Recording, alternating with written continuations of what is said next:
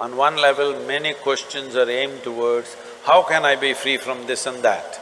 Another level, you are asking, how can I bind myself to something or somebody? You must decide, what is the highest value in your life, freedom or bondage? Please, I would like to hear that word, huh? Oh, freedom! But if you are free, you feel lost. If you go into the mountains and you're totally free, that is, nobody around, nothing around, you just in the empty space of the mountains, you don't feel free, you think you're lost. So to handle freedom, it needs a certain clarity and strength. Most people cannot handle freedom. They are always trying to bind themselves, but only talking, mouthing freedom all the time. If you really set them free, they will suffer immensely. So this is an evolutionary issue, in the sense, human beings are right now like this. A caged bird, if you keep a bird caged for a long period of time and then one day you took off the door of the cage, still the bird won't fly. From inside it'll protest that it's not free, but it'll not fly. Human condition is just that. For all other creatures, nature has drawn two lines within which they have to live and die, and that's what they do. But only for human beings, there's only bottom line, there's no top line, and that's what they're suffering.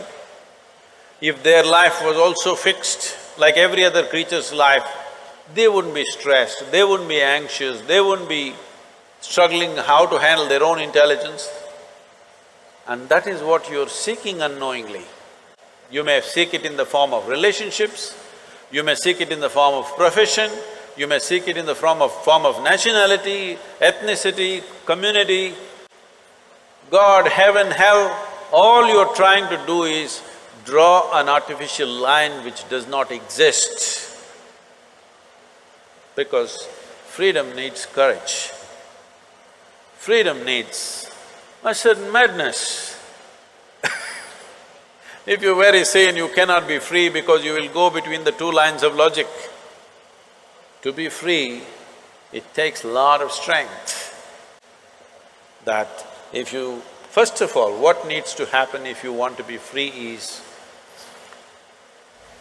do you understand that all human experience has a chemical basis to it? Hello? What you call as joy is one kind of chemistry, misery is another kind of chemistry, stress is one kind of chemistry, anxiety another kind of chemistry, agony one kind of chemistry, ecstasy another kind of chemistry. At least ecstasy, you know it's another kind of chemistry. I hear. So, your experience of life has a chemical basis to it. This is a most superficial way of looking at it. There are other dimensions to it, but for your understanding. Or in other words, what you call as myself right now, you're a chemical soup. The question is only, are you a great soup or a lousy soup? Yes or no? Right now, if you have a chemistry of blissfulness, if you close your eyes, it's fantastic, if you open your eyes, it's fantastic, if somebody is here, it's fantastic, nobody is here, it's very fantastic. Yes or no? But you have a lousy chemistry.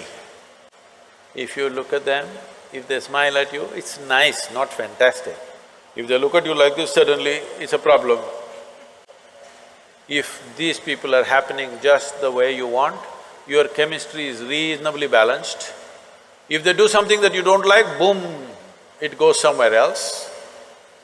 So essentially, you have not looked at this mechanism, what is the basis of this, how it functions, how I can make it function at its highest level. Right now, let's say you really blissed out like me. Do you care who is around, who is not around? If they're around, it's fantastic. They're gone, fantastic.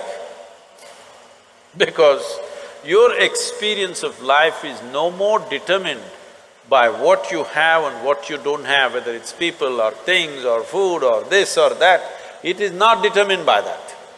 Once your way of being is not determined by anything outside of you, then there is no such thing as loneliness. But you will enjoy your aloneness because whether you like it or you don't like it, at this young age, it's a little difficult to understand this, whether you like it or you don't like it, within this body you're always alone, isn't it? Whether you do interaction or intercourse or whatever, still you're alone in this body, yes or no? Hello? If you don't learn how to handle this aloneness, you have not learned anything about life. This is the most beautiful thing.